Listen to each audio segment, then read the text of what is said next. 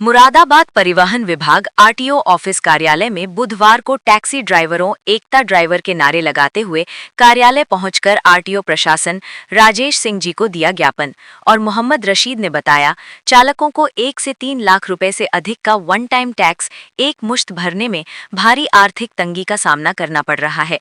पूर्व की भांति टैक्स को त्रैमास या वार्षिक आधार पर जमा करने की पुरानी व्यवस्था को पुनः बहाल किया जाए।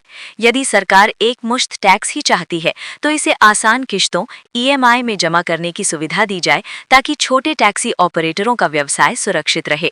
आपसे विनम्र प्रार्थना है कि हमारी इस न्याय संगत मांग पर सहानुभूतिपूर्वक विचार कर हमें राहत प्रदान करने का कष्ट करें।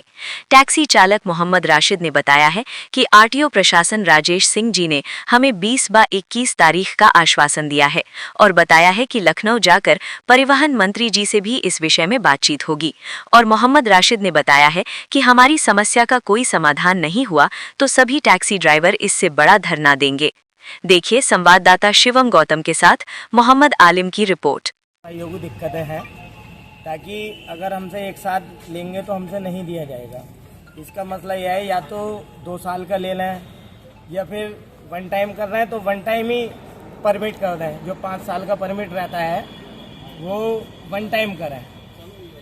हमारी यही मांगे हैं और कोई मांग नहीं। जब टैक्सी का परमिट है, टैक्सी 8 साल के लिए दिल्ली अलाउ है, तो उसमें वन टाइम परमिट कैसे कर देंगे? तो ये वन टाइम वहाँ के लिए भी अलाउ करें, वन टाइम वहीं के लिए भी अलाउ करें, फिर वन टाइम का टैक्स क्यों भरवाना है पब्लिक से? वन टाइम का टैक्स तो प्राइवेट गाड़ी भी देती है ना, तो उसी के आधार पर ये वन टाइम टैक्स ले रहे हैं। टैक्सी का 5 साल का परमिट रहता है ना, तो 5 साल का टैक्स ले लें। तो बाद में भी आप परमिट जब कैंसिल कराते हो गाड़ी को, जब भी टैक्स देना पड़ता है, तो जब टैक्स ऑनलाइन कर दोगे पूरा वन टाइम टैक्स जमा, तो बाद में परमिट।